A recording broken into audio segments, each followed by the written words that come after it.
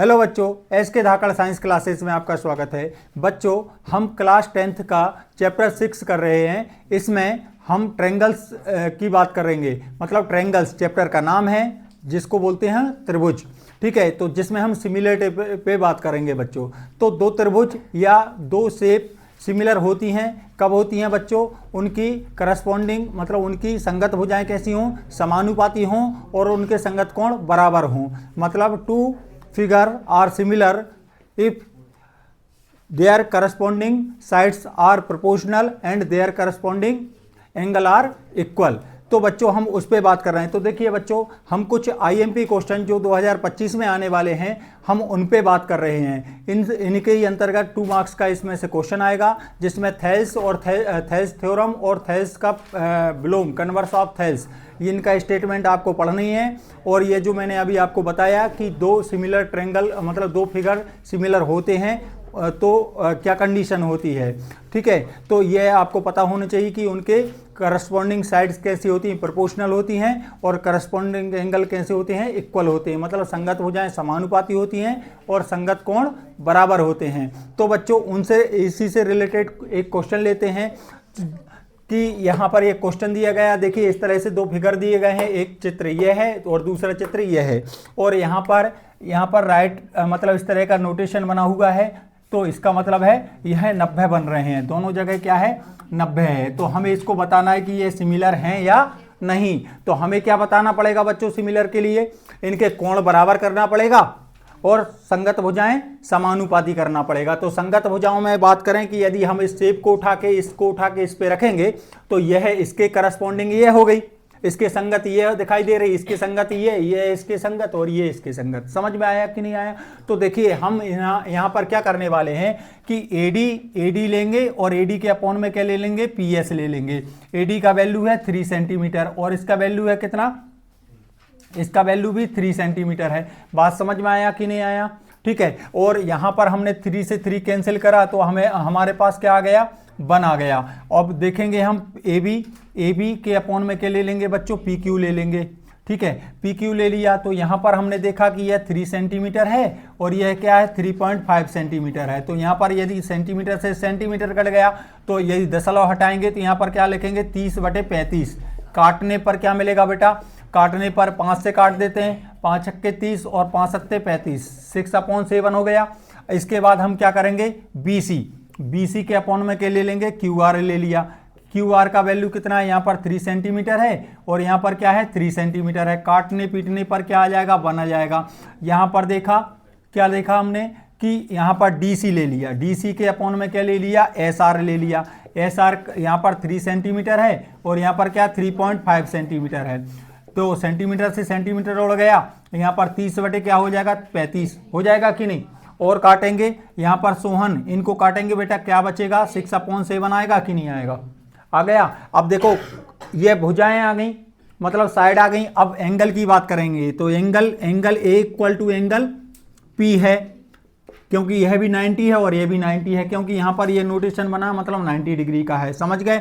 और दूसरी बात, चाहे तो आप 90 लिख सकते हैं। ठीक है, angle B equal to angle Q कितना है बेटा, यह भी 90 है। दूसरा angle C equal to angle R कितना है 90 डिग्री है। अच्छा, angle D equal to angle S, यह भी कितना है 90 डिग्री है। तो आपको पता है कि यहाँ पर एंगल तो इक्वल आ रहे हैं। हमने क्या बोला कि यहाँ पर संगत कोण कैसे होने चाहिए, बराबर आने चाहिए। तो संगत कोण बराबर आ रहे हैं, लेकिन संगत भुजाओं की बात कर रहे हैं। तो संगत भुजाएं कैसी हो रही हैं, क्या एक ही रेशो में आ रही हैं, एक ही अनुपात में आ रही हैं, क्या नहीं आ रही। ये दोनों बड़ा अनुपात में आ रही हैं और ये दोनों। तो हम यहाँ पर बोल रहे हैं कि संगत भुजाएं समान रेशो में नहीं हैं। बात समझ में आ रहा है कि नहीं आया? तो यह यहाँ पर क्या बोलेंगे कि यहाँ पर एडी के अपॉन में एडी अपॉन क्या आ रहा है बच्चों, एडी के अपॉन में क्या आ रहा है आपका पीसी आ रहा है, पीएस। संगत भुजाएं समानुपात में होना चाहिए। तो यहाँ पर देखिए, यहाँ पर क्या दिख रहा है आपको, एडी के अपॉन में पीएस दिख रहा है। मतलब संगत भुजाएं जितनी भी जो भुजाएं कैसी होनी चाहिए, समान अनुपात में आने चाहिए। तो एडी के अपॉन में पीएस है और यहाँ पर हमने देखा एबी के अपॉन में क्या आ रहा है बच्चों, PQ आ रहा है। क्या ये दोनों बराबर हैं? नहीं है, संगत भुजाएं समानुपाती में नहीं है।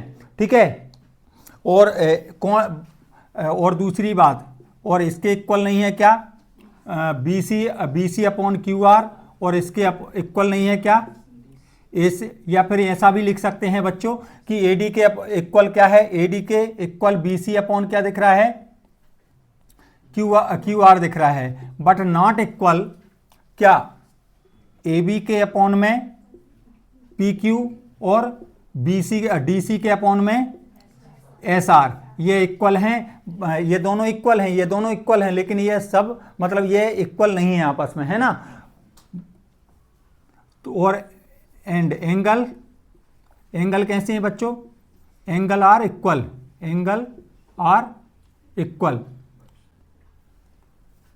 आर इक्वल मतलब कोण बराबर हैं, लेकिन भुजाएं कैसी हैं, समानुपात में नहीं है। इसका मतलब यह हुआ कि यह जो शेप कौन सा है कि A B C D quadrilateral A B C D is not similar to, किसके सिमिलर नहीं है, क्वाड्रिलेटरल मतलब चतुर्भुज पी क्यू आर एस, इसके सिमिलर नहीं है। तो हम क्या करेंगे बच्चों, सिमिलर, ये सिमिलर का निशान है, समरूपता का निशान है, इसको कट कर दिया, ठीक है, बस इतना ही बताना था। तो ये आकृतियां समरूप हैं कि नहीं ये बताना है। तो आपने क्या करा, इन दोनों को चेक करा, मतलब भुजाएं अनुपात में रखी और कोण बराबर रखे। यदि भुजाएं अनुपात में आती हैं और कोण बराबर होते हैं तो समरूप होता है, नहीं तो नहीं होता है। बात समझ में आई कि नहीं।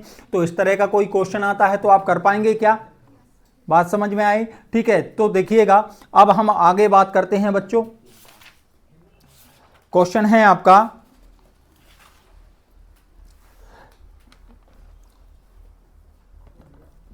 अब देखिए एक और क्वेश्चन ले रहे हैं इससे रिलेटेड, मतलब इसी तरह से, मतलब शेप वाले जितने भी, चित्र वाले जितने भी क्वेश्चन रहेंगे इसी तरह से सॉल्व करना है। कर पाएंगे आप क्या, ठीक है। तो एक क्वेश्चन आपको इस तरह का आ सकता है, ठीक है। तो जो हमने कर लिया, चलिए अब आगे बात करते हैं बच्चों। 6.2 का क्वेश्चन नंबर फर्स्ट, इसको रब कर रहा हूं बेटा।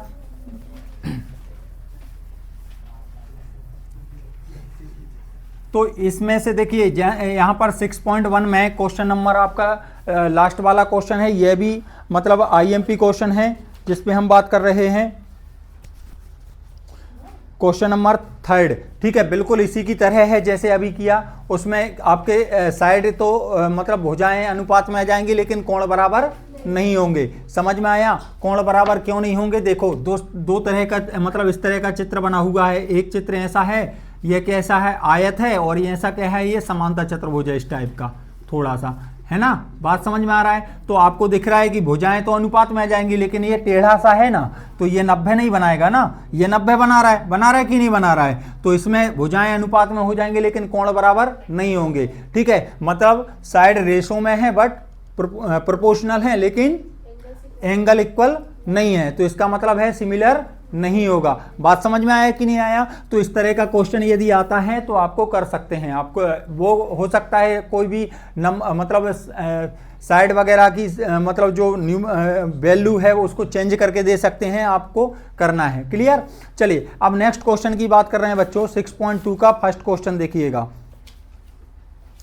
क्वेश्चन नंबर फर्स्ट की बात कर रहे हैं। यहां पर लिखा हुआ है बेटा, बहुत सिंपल से सवाल है। यह क्वेश्चन एग्जाम में आने की पूरी संभावना है। जितने क्वेश्चन करा रहा हूं इनसे क्वेश्चन बाहर नहीं जाएगा इस चैप्टर से, लेकिन इनमें से ही क्वेश्चन आएंगे, ठीक है। पहली बात देखिए, यहां पर क्या लिखा हुआ है, यहां पर लिखा है 1 पॉइंट, यहां पर डी लिखा है, और यहां पर 1.5 है, और यहां पर क्या है, यहां पर है 3 सेंटीमीटर, और यहां पर लिखा हुआ है 1 सेंटीमीटर, और यहां पर है, यह दिया नहीं है आपको। आपसे बोला गया है डी पैरेलल टू क्या लिखा है बेटा, BC, ऐसा लिखा है। आपको पता है थेल्स थ्योरम के अनुसार क्या होता है, थेल्स थ्योरम के अकॉर्डिंग क्या होता है बच्चों, आपको पता है कि यदि डी पैरेलल टू BC है, इसका मतलब है यह भुजा, यह वाली भुजा है ना, इसके बराबर समांतर है। कैसी ये, इसके पैरेलल है। यदि यह इसके पैरेलल होती है तो यह वाली यहाँ से A से D तक की लंबाई और D से B तक की लंबाई का अनुपात A से E तक की और E से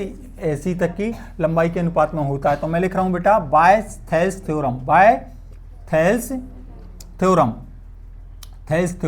ठीक है। थेल्स थ्योरम के अकॉर्डिंग क्या आ जाएगा, थ्योरम मतलब थेल्स प्रमेय से, थेल्स प्रमेय के अनुसार क्या आ जाएगा AD के अपॉन में कौन आ जाएगा DB इक्वल्स टू AE के अपॉन में कौन हो जाएगा EC। बात समझ में आया। इसका वैल्यू कितना दिया है 1.5, इसका वैल्यू 3 दिया है, इसका क्या दिया 1 और इसका EC मान लो। ठीक है, क्रॉस मल्टीप्लाई करेंगे, चाहें तो इसको एक काम करते हैं, दशमलव हटाएंगे तो 15 लिखेंगे, यहाँ पर दशमलव हटाएंगे तो यहाँ पर 30 हो जाएगा, यहाँ पर 1/EC हो जाएगा। बात समझ में आई बेटा। आप क्या करेंगे, इससे इसको उड़ा देते हैं, 15 एकम 15, 15 दूनी 30, 1/2 बराबर 1/EC आ गया।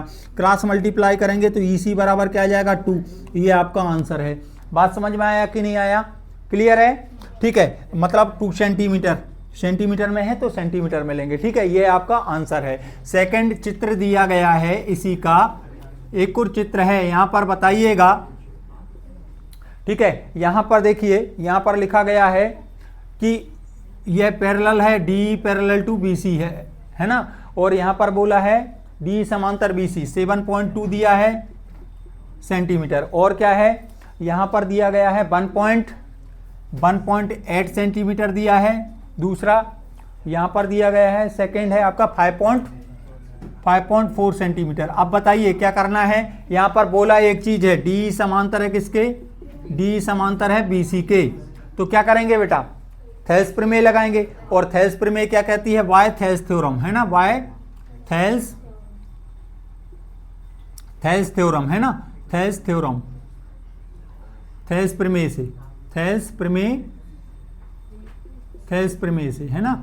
थेल्स प्रमेय के अकॉर्डिंग क्या होता है बच्चों, थेल्स प्रमेय के अकॉर्डिंग होता है कि AD के अपॉन में कौन आता है, DB आता है, और AE के अपॉन में कौन आता है, EC आता है। क्लियर क्या, ठीक है, ये आएगा। तो यहां पर देखिए AD का वैल्यू कितना है नहीं पता, DB का वैल्यू कितना है 7.2, यहां पर क्या आ जाएगा 1.8, और यहां पर 5.4, उड़ा दे कैंसिल कर देते हैं तो यहां पर आ गया है AD, यह भाग में है, डिवाइड में है तो इनटू में आ जाएगा 1.8 इंटू 7.2 अपॉन क्या हो जाएगा 5.4। अब एक काम करते हैं, AD बराबर, चाहे तो वैसे कैंसिल हो रहा है, ये कितनी बार में कैंसिल हो रहा है, 18 एकम 18, 18 तिया 54, 3 आ गया, पॉइंट है बराबर तो कट जाएंगे, 3 आ गया, 3 का भाग लगाओ, यहाँ पर 3 दूनी 6, 2 आ गया, पॉइंट रहेगा, और फिर 3 चुक्के 12, ये आपका आंसर आ जाएगा। ठीक है बच्चों, तो इस तरह से ये IMP क्वेश्चन है, आने की फुल संभावना है। समझ में आया कि नहीं आया, क्लियर। चलिए अब आगे बात करते हैं बच्चों। तो इस एक्सरसाइज से आपको सिर्फ यही क्वेश्चन पहला ही करना है।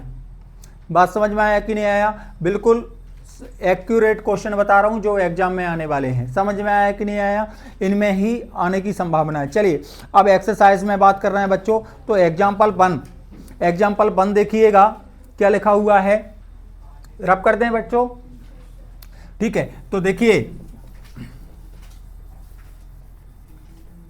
इसका एग्जाम्पल 1 बात कर रहे हैं। क्वेश्चन लिखा हुआ है, क्वेश्चन है if a line intersect side AB and AC of triangle ABC D and E respectively, और लिखा है A is parallel to BC, prove that AD upon AB और AE अपॉन EC। ऐसा बोला गया है बच्चों कि यह मान लीजिए एक चित्र है, इस चित्र में देखो बच्चों, ये चित्र हो गया, ये क्या हो गया बेटा, चित्र हो गया। इस फिगर में दिया गया है ABC है, और यहाँ पर क्या बोला है, एक लाइन है DE, क्या कर रही है, एक लाइन DE है, ये लाइन AB को D पर और AE को E पर इंटरसेक्ट कर रही है, मतलब काट रही है। बात समझ में आया कि नहीं आया, ठीक है। तो ये आपको ये दिया गया है, और ये कैसी है, पैरेलल है, इसके कैसी है बेटा, पैरेलल है। मतलब बोला गया है D गिवन क्या है, आपको गिवन है यहाँ पर D पैरेलल टू BC है। समझ में आया, और AD को D पर और AE को E पर काट रही है। तो यदि आपको प्रूव करना है इसको, तो प्रूव करने की 4 कंडीशन होती हैं। पहली गिवन, दूसरा टू प्रूफ, और तीसरा कंस्ट्रक्शन जरूरत पड़ती है तो, और चौथा होता है प्रूफ जिसको हम सिद्ध करते हैं। समझ में आया कि नहीं, कैसे प्रमाण के द्वारा सिद्ध करना होता है। तो यहाँ पर गिवन है, गिवन में मैंने लिखा डी पैरेलल टू BC, या फिर चाहे तो जैसा स्टेटमेंट बोल रखा है बिल्कुल पूरा का पूरा छाप सकते हैं, आप पूरा का पूरा लिख सकते हैं। समझ में आया कि नहीं आया। आप लिखेंगे यदि तो क्या लिखेंगे, align intersect sides AB and BC of a triangle ABC at D and E respectively and is parallel to BC। यहाँ तक आप क्वेश्चन को लिखेंगे या फिर D parallel to BC भी चलेगा। बात समझ में आया बच्चों। अब हम बात कर रहे हैं किस में, टू प्रूफ में। टू प्रूफ में क्या लाना है बेटा, टू प्रूफ में दिया है AD के अपॉन में क्या लाना है, आपको AB लाना है, और AE के अपॉन में क्या लाना है, EC लाना है। क्या मेरी बात समझ में आई आपको। कंस्ट्रक्शन इसमें करना नहीं, मतलब रचना की जरूरत है नहीं। इसके बाद लाते हैं हम प्रूफ। प्रूफ का मतलब है प्रमाण, ठीक है। तो आपको पता है यदि यह पैरेलल है डी पैरेलल टू, सिंस आपको पता है कि डी पैरेलल क्या है, सिंस का मतलब होता है चूंकि मतलब BC, D parallel to BC, D parallel to क्या लिखा है बच्चों, BC लिखा है। तो आपको पता है देन क्या करते हैं, तो थेल्स प्रमेय से, थेल्स थ्योरम, ठीक है। थेल्स थ्योरम के अकॉर्डिंग क्या होता बेटा, थेल्स थ्योरम के अकॉर्डिंग क्या होता बेटा, क्या करते हैं, हाँ AD के अपॉन में DB ले लेंगे और AE के अपॉन में EC ले लेंगे। समझ में आया। तो थेल्स थ्योरम के अनुसार AD के अपॉन में DB ले लिया और AE के अपॉन में क्या ले लिया बेटा, EC ले लिया। क्या मेरी बात समझ में आई आपको, क्लियर है, इतना समझ में आया आपको, ठीक है। अब देखो हमें लाना, तो देखो AD और AE ऊपर ऊपर तो दिख रहा है, नीचे गड़बड़ दिख रहा है कि नहीं। तो नीचे DB की जगह हमें AB फिट करना है। बात समझ में आ रहा है कि नहीं। और EC की जगह तो हम इसको क्या कर रहे हैं, इसको रेसिप्रोकल कर रहे हैं, मतलब उल्टा कर रहे हैं। समझ में आया कि नहीं आया, व्युत्क्रम बना रहे हैं। तो क्या मैं इसको ऐसा चेंज कर सकता हूं, और करके लिख रहा हूं, और मतलब या करके उल्टा लिख रहा हूं। यदि इसको बदलूंगा तो यह भी बदला जाएगा, AD आ जाएगा कि नहीं बेटा। यह पलट रहा, इसको पलटा दिया, इसको भी पलटाऊंगा, क्या लिखूंगा, EC अपॉन AE, चलेगा क्या। बात समझ में आया कि नहीं आया, ठीक है। अब हम बोथ साइड में, दोनों पक्षों में क्या कर रहे हैं बच्चों, एक जोड़ रहे हैं। क्या कर रहे हैं, adding of one of both sides, adding one of both sides, है ना। दोनों पक्षों में क्या जोड़ रहे हैं बच्चों, दोनों पक्षों में एक जोड़ने पर जिसको हम कंपोनेंडो रेशियो बोलते हैं। समझ में आया, कंपोनेंडो मतलब योगानुपात नियम लगा रहे हैं, समझ गए ना, दोनों में एक जोड़ने का।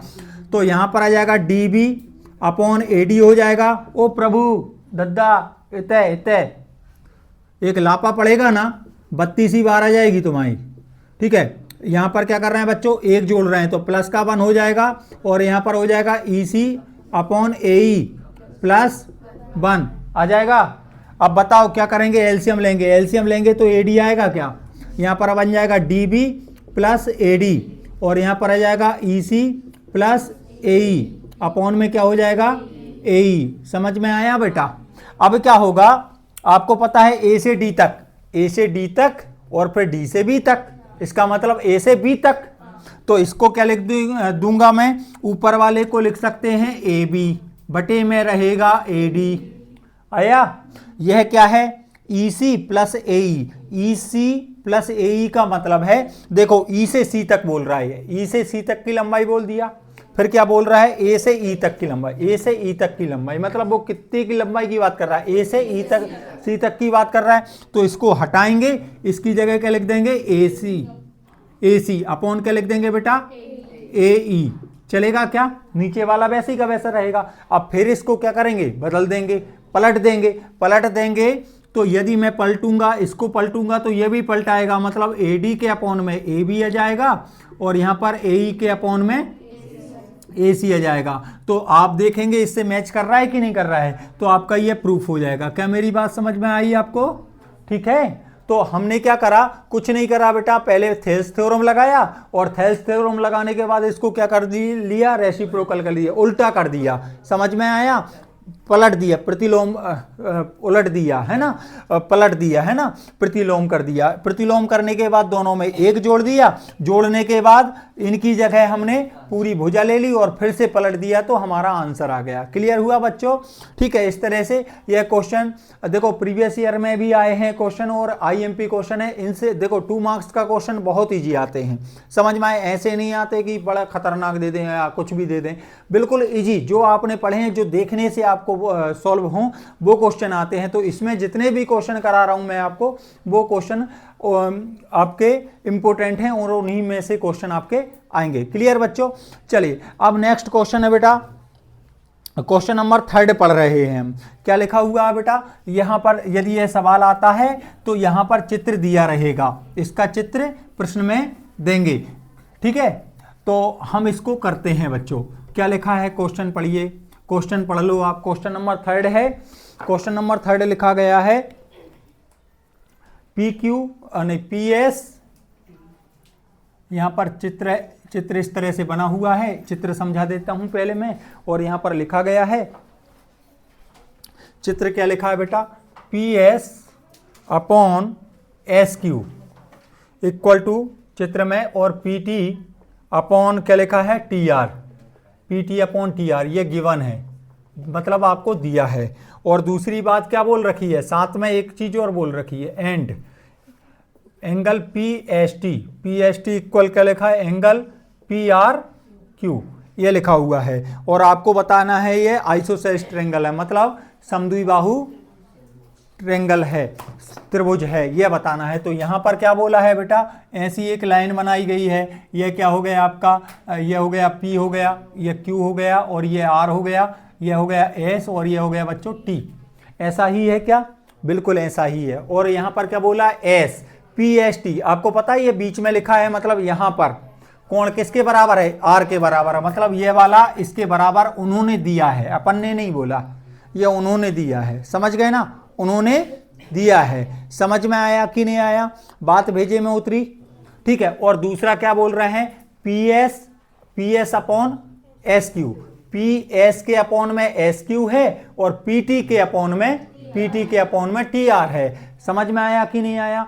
तो बात यह है कि यदि PT के अपॉन में TR है, यह बात समझ में आ रही है, यह कोण, यह वाला कोण और यह वाला कोण कैसा है, बराबर है। बात समझ में आ रहा है कि नहीं? तो आपको पता है कि यदि यह इसके अपॉन में है तो पहले तो आप एक काम करते हैं, इनको समांतर बता देते हैं हम। ठीक है, समांतर बताएंगे तो किस तरीके से बताएंगे कि यह कंडीशन दी है। अब देखो सॉल्व कर रहे हैं बच्चों, प्रूव कर रहे हैं ना, प्रूव कर रहे हैं। तो हमें पता PS, यस यहां पर सॉल्यूशन भी लिख सकते हैं, SQ है और यहां पर क्या बच्चों, PT/TR है। क्या मेरी बात भेजे में उतरी?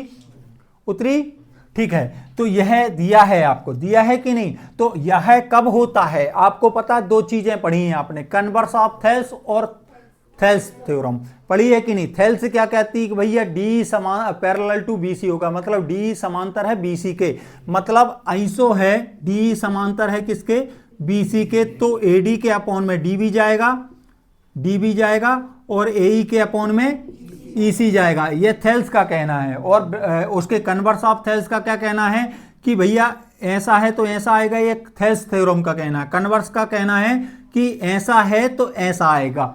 बात समझ में आ रहा है कि नहीं? ठीक है, ऐसा है तो ऐसा आएगा। बात समझ में आ रही है आपको? ठीक है, तो यहां पर PS के समांतर PS के अपॉन में क्या है, SQ और PT के अपॉन में क्या है, TR। इसका मतलब यह हुआ Y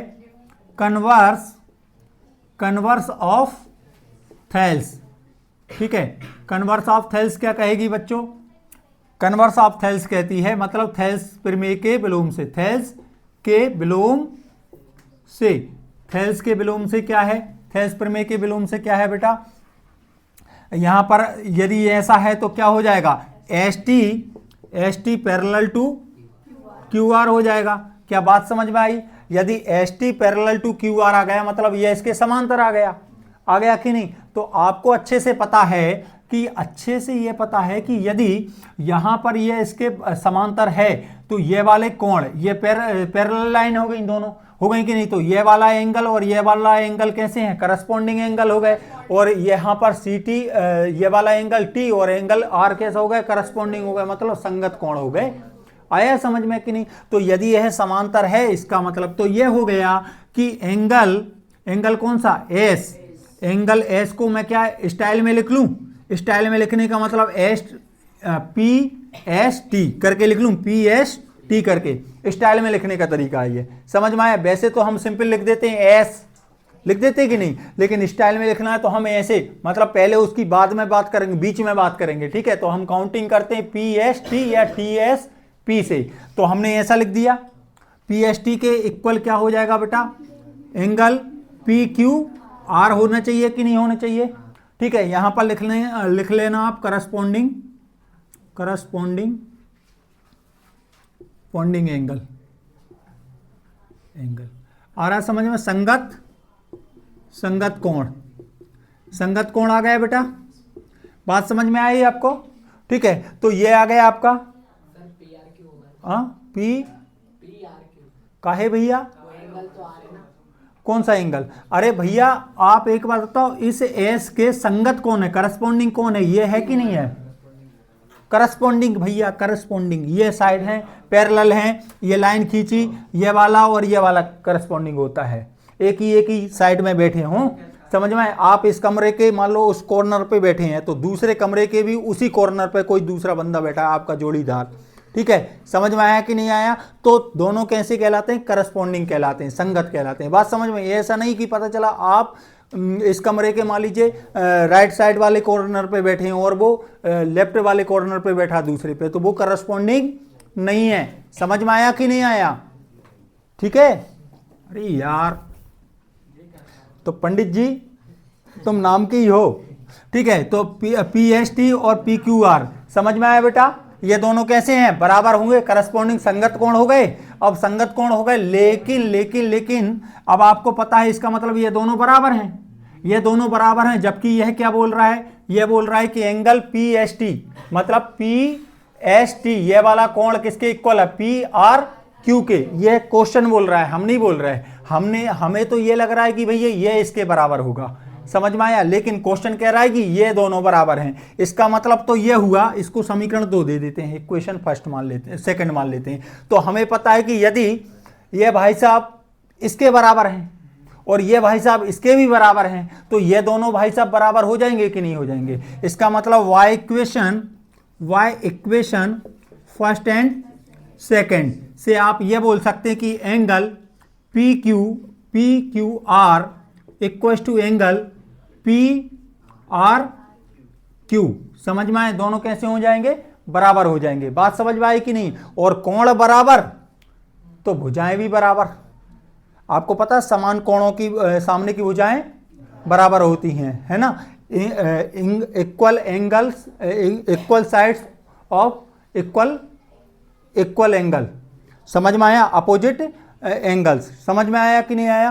तो मतलब समान भुजाओं के सामने के कोण कैसे होते हैं, बराबर होते हैं, और समान कोणों के सामने की भुजाएं बराबर होती हैं, ठीक है। तो इसका मतलब है यहाँ पर त्रिभुज पी क्यू आर और एंगल पी आर क्यू, यहाँ पर आपने देखा कि यहाँ पर देखो ये कोण बराबर हैं, इसका मतलब इसके सामने पी, इस कोण के सामने की भुजा कौन सी आ गई, पी आर आ गई कि नहीं। मतलब पी आर इक्वल टू क्या हो गया, यहां पर क्या हो गया, पी क्यू, यहां पर आ जाएगा आपका पी क्यू। समझ में आया कि नहीं आया। तो यहां पर लिख सकते हैं इक्वल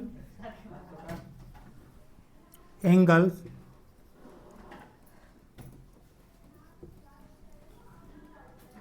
एंड अपोजिट, या फिर ऐसे ही लिख लो। समझ, इतना क्लियर हुआ आपको, ठीक है। आप लिख सकते हैं बच्चों यहां पर sides opposite the equal angle, sides opposite the angle equal. समझ गए ना बेटा, समान भुजाओं के सामने के कोण। समझ में आया कि नहीं? क्लियर है ना बेटा? ये इतना सा है, बात समझ में आया? चलिए अब नेक्स्ट बात करते हैं बच्चों। ये इसमें से 2 ही क्वेश्चन करना है आपको। अब यहां पर नेक्स्ट बात कर रहे हैं, नेक्स्ट एग्जाम्पल 4 नहीं एग्जाम्पल 5, इसको रब कर रहा हूं बेटा, ठीक है। एग्जाम्पल कौन सा है? अब क्वेश्चन कौन सा है आपका? एग्जाम्पल 5। एग्जाम्पल 5 में क्या दे रखा है बेटा बताइए? यहां पर बोला है एंगल, यहां पर त्रिभुज है आपके ए बी सी। ए बी सी हो गया, और ए बी सी में क्या लिखा है बताओ? यहां पर एंगल कितना है 80, और यहां पर कितना है 60, और यहां पर क्या है 3.8, और यहां पर क्या 3√3, और यहां पर क्या लिखा है बेटा?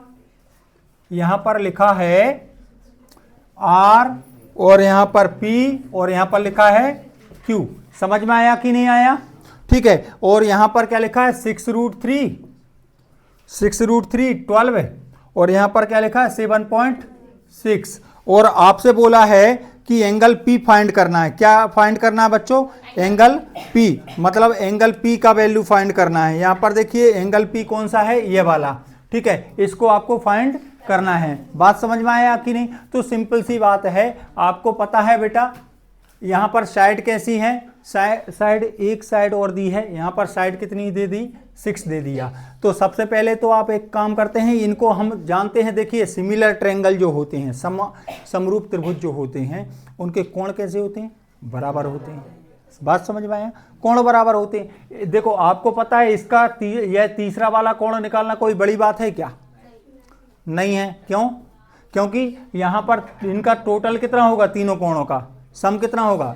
योग कितना होगा? 180 होगा। इन दोनों को जोड़ेंगे तो ये 8 से 14 हो रहा है, 140 हो रहा है। 140 को 180 में से घटाएंगे तो ये पता चल जाएगा ये 40 है। बात समझ में आया? हमें कोण चाहिए, तो यदि हमें पता चल जाए कि ये त्रिभुज जो है इसके समरूप है, इसको उठा के सीधा सीधा रख दिया, मतलब ये ने इसको ढक दिया, इसने इसको ढक दिया, इसने इसको ढक दिया, तो हमें पता है कि ये वाला कोण ये बराबर हो जाएगा, ये इसके बराबर होगा, ये इसके बराबर, जैसा जिसको ढकेगा वो उसके बराबर हो जाएगा कि नहीं? तो कोण आसानी से बता सकते हैं कि नहीं? लेकिन अभी तो हमें यह भी पता नहीं है कि ये सिमिलर है कि नहीं है। ठीक है, तो सिमिलर की कंडीशन क्या होती है? समरूपता की कंडीशन क्या होती है? क्या होती है भैया? दो त्रिभुज समरूप कब होते हैं? हाँ, कोण बराबर होते हैं बस।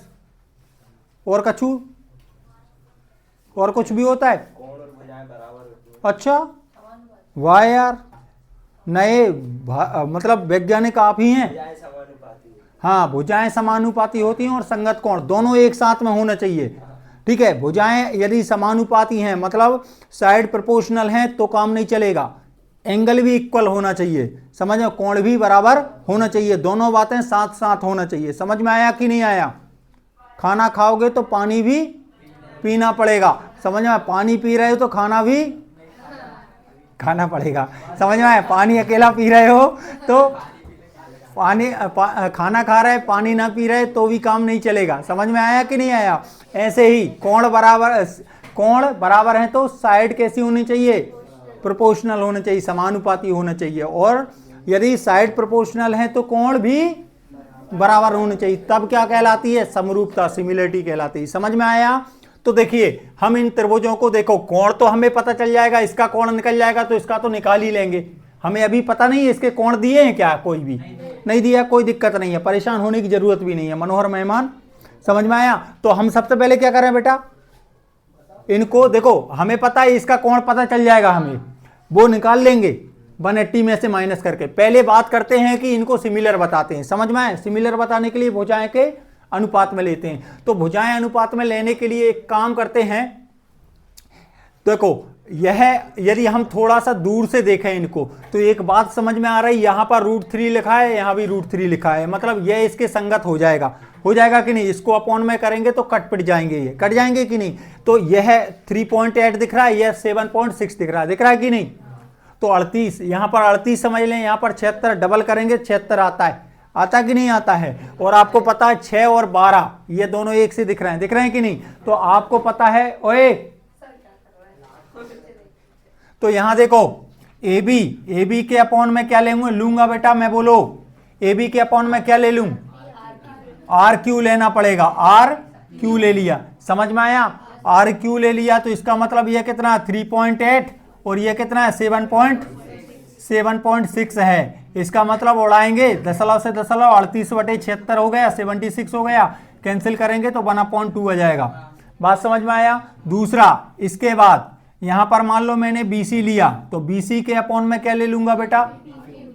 BC के अपॉन में PQ ले लिया तो BC का वैल्यू कितना है 6 है और इसका PQ का वैल्यू कितना है 12, काटने पीटने पर 1/2 दे दिया कि नहीं? अब बचा क्या? AC अपॉन क्या ले लूं बेटा? RQ ले लिया, RP ले लिया तो क्या आ जाएगा बेटा? √3 अपॉन 6√3, तो √3 से √3 उड़ गया, 3/6 मतलब 1/2 आ गया। मतलब संगत भुजाएं समानुपाती आ गई कि नहीं? तो आप बोल सकते हैं देखो AB के अपॉन में कौन? QR या RQ, चलो RQ ही लिख लो, कंफ्यूज मत हो। यहां पर BC के अपॉन में कौन है? PQ, और AC के अपॉन में क्या है? RP। ये दोनों मतलब कैसे हैं? 1/2 है। बात समझ में आया? ठीक है, यह समरूप है। ठीक है, तो देखो बेटा यदि संगत भुजाएं समानुपाती हैं तो कोण कैसे होते हैं? सिमिलर होते हैं। समझ में आया कि नहीं? यहां पर हम किसकी बात कर रहे हैं? क्राइटेरिया की बात कर रहे हैं। यहां पर क्यों, कौन सी? साइड क्राइटेरिया लग रहा, मतलब भुजा समरूपता प्रतिबंध लग रहा है। समझ में आया? उससे हम ज्ञात कर रहे हैं। समझ में आया? यहां पर कोण पता नहीं है हमें। ठीक है, आपको पता है सिमिलरिटी तभी होती है जब कोण बराबर हों और संगत कोण बराबर हों और संगत भुजाएं समानुपाती हों, तो कोण मतलब वह दो आकृतियां कैसी हो जाती हैं? समरूप होती हैं। बात समझ में आया? तो लेकिन हम जब प्रूव करते हैं ना तो कुछ क्राइटेरिया होते हैं, जैसे साइड मतलब भुजा, यदि तीनों भुजाएं समानुपात में है तो कोण भी बराबर होंगे, इसका मतलब वो त्रिभुज समरूप हो जाएंगे। आया समझ में? यदि एक होती है एंगल, समझ में आया? उसमें क्या होता है, या एंगल भी बोलते हैं उसको। समझ में आया? तो उसमें क्या, दो एंगल इक्वल हैं तो तीसरा तो अपने आप निकाल लेंगे। तो तीनों कोण यदि दूसरे के तीनों कोण के बराबर, संगत कोणों के बराबर हैं तो त्रिभुज कैसे हो जाते हैं? समरूप हो जाते हैं। बात समझ में आया कि नहीं आया? उसको क्या बोलते हैं? एंगल सिमिलरिटी, ए सिमिलरिटी कहते हैं। समझ में आया कि नहीं आया? और तीसरा क्या होता है? साइड आना चाहिए, फिर एंगल आना चाहिए, फिर साइड आने चाहिए, तो भी क्या होता है? सिमिलरिटी होता है। बात समझ में आया? तो यहां पर कोई सी कंडीशन लग रही, कौन सी? तो मैं लिख रहा हूं YSSS सिमिलरिटी। बात समझ में आया बेटा? मतलब किससे? SSS समरूपता से, SSS समरूपता से क्या आ गया बेटा? यहां पर समरूप हो गए। अब समरूप हो गए तो इसका मतलब कैसे त्रिभुज समरूप हुए? देखो, या इन दोनों में कॉमन देख लो, इन दोनों में कॉमन क्या है? B। ठीक है, इन दोनों में कॉमन और इन दोनों में कॉमन देखो Q, तो इसका मतलब B के लेवल का कौन है? Q। B के करस्पॉन्डिंग कौन है? Q। बात समझ में आई आपको? अच्छा, इन दोनों में देखो कॉमन क्या है? C। ठीक है, और इन दोनों में कॉमन क्या है आपका? P। तो P के लेवल का कौन, मतलब यहां पर समझ में आ रहा है? तो बाकी के जो हैं, देखिए यदि यहां पर B के लेवल का, यहां पर Q दिख रहा है, B के लेवल का Q हो गया, यहां पर क्या हो गया? C के लेवल का क्या हो गया बेटा? P हो गया। नहीं, कॉमन क्या दिख रहा है? P दिख रहा है, तो C के लेवल का P हो गया। बात समझ में आया? तो यहां पर यदि मैं लिख रहा हूं ट्रायंगल ABC सिमिलर टू, अब आप बताओ B के लेवल का Q है, ठीक है, उसके बाद C के लेवल का कौन है? P है, तो R के लेवल का कौन होगा? A होगा कि नहीं होगा? तो यहां पर यह सिमिलर कैसे हो जाएगा? ट्रायंगल R और यहां पर क्या आ जाएगा? B के लेवल का कौन है? Q आएगा, फिर क्या आएगा बेटा? P। ऐसा होगा त्रिभुज।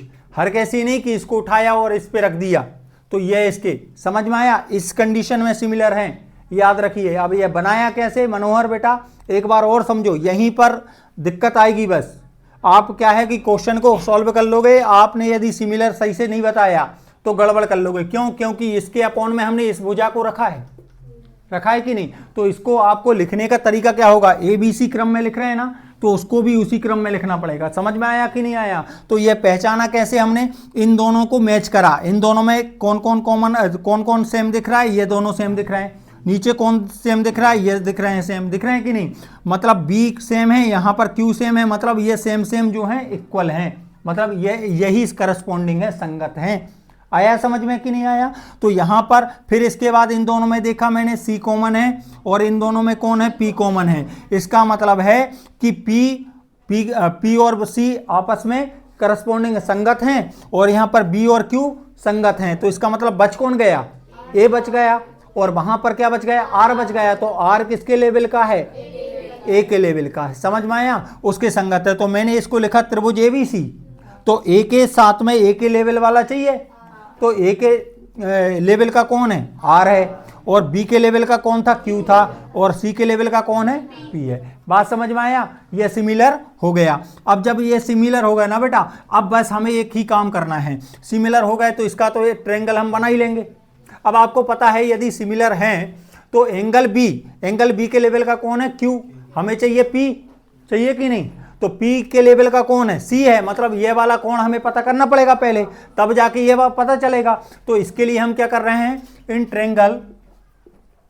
ट्रेंगल ABC, त्रिभुज ABC में आपको पता है त्रिभुज ABC में क्या आएगा, angle A plus angle B plus angle C equal to 180 degree. बात समझ में आया कि नहीं आया? यह कितना है, 80 डिग्री, यह कितना है, 60 डिग्री, यह कितना है, एंगल C ही रहेगा, और यहाँ पर 180। एंगल C का वैल्यू कितना आया बेटा, 180 माइनस 140, मतलब ये angle C equal to 40 degree आया। इसका मतलब है angle C equal to angle P equal to कितना, 40 डिग्री। ये हमारा आंसर होगा बेटा। क्या बात समझ में आई आपको? तो इस तरह से हमें इस क्वेश्चन को सॉल्व करा। आई होप आपको समझ में आया होगा बच्चों।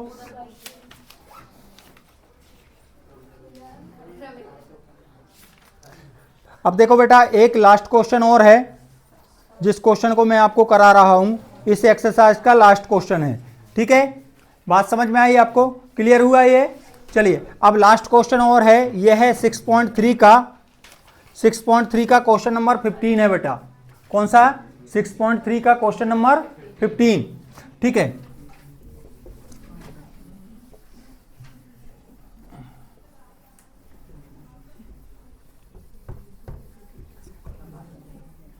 तो देखिए बच्चों, यहां पर लिखा गया है, बहुत सरल क्वेश्चन है, बहुत इजी क्वेश्चन है, सिंपल सा क्वेश्चन है। ध्यान से सुनिएगा क्या लिखा हुआ है। यहाँ पर दो चीजें दी गई हैं। यहाँ पर एक पोल दिया है, ये मान लीजिए दो चित्र बनाए मैंने, है ना, ऐसे। यहाँ पर लिखा है आ वर्टिकल पोल, 15 क्वेश्चन है, pole of length 6 metre, cast a shadow 4 metre long on the ground and at the same time a tower cost a shadow 28 metre long, find the height of tower. आपको बोला गया बच्चों कि एक मान लीजिए एक खंबा है, एक खंबा, ये खंबा हो गया बेटा, और यहाँ पर इसकी शेडो जो है कितनी बन रही है, ठीक है, इसकी शेडो बन रही है बेटा 4 मीटर बन रही है। इसकी शेडो क्या है, 4 मीटर है। ये खंबा थोड़ा बड़ा कर देते हैं, ठीक है, ये 4 मीटर है,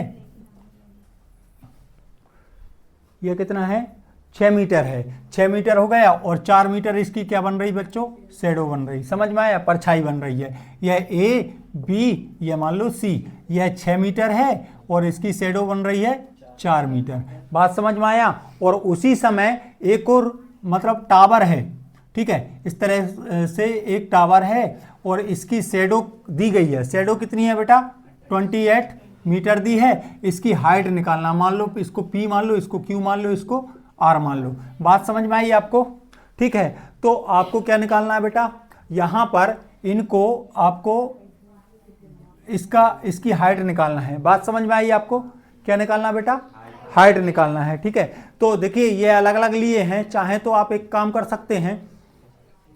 अब हम इनको क्या बता रहे हैं, सिमिलर, यदि हम सिमिलर बता पाएंगे तो यहाँ पर क्या हो जाएगा, ये मतलब क्या हो जाएगा, ये हम इनको सॉल्व कर सकते हैं। बात समझ में आया कि नहीं, मतलब फिर हम इसकी वैल्यू निकाल सकते हैं। बात समझ में आई आपको, क्लियर है। तो ये राइट एंगल ट्रायंगल है, दोनों राइट एंगल ट्रायंगल हैं, मतलब समकोण त्रिभुज है। यह बात समझ में आ रही है आपको, क्लियर है, ठीक है। तो एक काम करते हैं, यहां पर हम इनको एक साथ में ले रहे हैं, चित्र मैंने अलग अलग बनाए हैं। बात समझ में, इनको यदि कंबाइन चित्र बनाऊंगा मैं, तो देखिएगा कंबाइन चित्र बनाने के लिए मैं यहां पर क्या करता हूं, यहां पर मैंने क्या ले लिया, ए बी ले लिया बेटा, और यहां पर आर ना लेकर सी ले लिया, चलेगा क्या। तो यह कितने का हो जाएगा, 6 मीटर का हो गया, और यह इसका पता नहीं है, और यह टोटल कितनी है बेटा, टोटल 28 है, 28 मीटर है ना। इसकी शैडो यहां आ रही है ना, और इसकी शैडो कितनी है, ये 4 मीटर है, 4 मीटर हो गई, चलेगा क्या बेटा। बात समझ में आ रहा है कि नहीं, एक ही चित्र बना लिया मैंने, क्लियर है। अब इस चित्र को देखेंगे तो हमें 2 चित्र दिखाई दे रहे हैं आपको, त्रिभुज PQR दिखाई दे रहा है और त्रिभुज ABC दिखाई दे रहा है। तो पहले तो हमें इसको सिमिलर बताना पड़ेगा। क्या करना पड़ेगा बच्चों, सिमिलर। तो सिमिलर बनाने के लिए तो मैं क्या ले रहा हूं, त्रिभुज PQC ले लिया बेटा मैंने, और कौन सा त्रिभुज ले लिया, त्रिभुज ABC ले लिया, ABC। बात समझ में आई आपको। तो देखिएगा सिंपल सी बात है, ये वाला एंगल और ये वाला एंगल राइट है कि नहीं है। तो angle Q equal to angle B कितना है बच्चों, 90 डिग्री है। बात समझ में आया कि नहीं आया। दूसरी बात, angle C equal to angle C कैसा है, कॉमन है कि नहीं है ना, कैसा है, कॉमन। ये कॉमन हो गया, कॉमन मतलब उभयनिष्ठ है ना, उभयनिष्ठ है। क्या मेरी बात समझ में आई बेटा, आ गई, ठीक है। तो यहाँ पर बात करेंगे तो ये कैसा है, इसमें आप लिख सकते हैं कि PQ परपेंडिकुलर है किस पर, QC पर, और AB परपेंडिकुलर किस पर है, BC पर, है ना, BC पर। समझ में आया कि नहीं आया, ठीक है। तो यह क्लियर हुआ कि नहीं।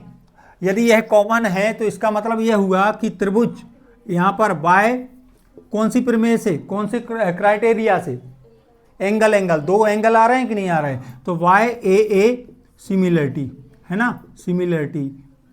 तो मतलब कौन समरूपता से, AA समरूपता से, AA समरूपता से आप क्या बता देंगे बच्चों, आप बता देंगे कि triangle PQC similar to triangle ABC। Similar हो गया बेटा। और यदि सिमिलर है इसका मतलब है समरूप है, ये समरूप हैं, तो हम इनकी साइड को क्या लिख सकते हैं, रेशियो में लिख सकते हैं, सेम रेशियो में। बात समझ में आया कि नहीं आया। इसलिए तो यहाँ पर क्या जाएगा बेटा, PQ के अपॉन करस्पॉन्डिंग साइड को अपॉन में, PQ के अपॉन में किसको ले लूँ, AB को ले लूँ, चलेगा। और दूसरी बात यहाँ पर QC, यहाँ पर QC के अपॉन में क्या ले लूँ बेटा, BC ले सकते हैं क्या। तो यहाँ पर इसका वैल्यू कितना है नहीं पता, PQ ही रहने दो। AB का वैल्यू कितना है बेटा, 6 है, ये 6 ले लिया। और यहाँ पर क्या है बेटा, ये QC का वैल्यू 28 है, और इसका वैल्यू कितना है, 4 है। उड़ा देते हैं इसको, 4 7 28, 7 आ गया। तो यहाँ पर PQ इक्वल टू क्या आ गया, 6 7 42, मतलब PQ इक्वल टू कितना आ गया बेटा, 42 सेंटीमीटर, और सॉरी मीटर में है तो ये मीटर में, ये आंसर है बेटा। आया समझ में, 2 मार्क्स का क्वेश्चन है, बड़ा सिंपल सा क्वेश्चन, समझ में आया कि नहीं आया, क्लियर। तो बच्चों आज के लिए इतना ही। अब हम नेक्स्ट वीडियो में आगे नेक्स्ट एक्सरसाइज करेंगे जिसके इंपॉर्टेंट क्वेश्चन देखेंगे। आपको वीडियो कैसी लगी, अच्छी लगी हो लाइक से शेयर कमेंट कीजिए। मिलते हैं, बाय।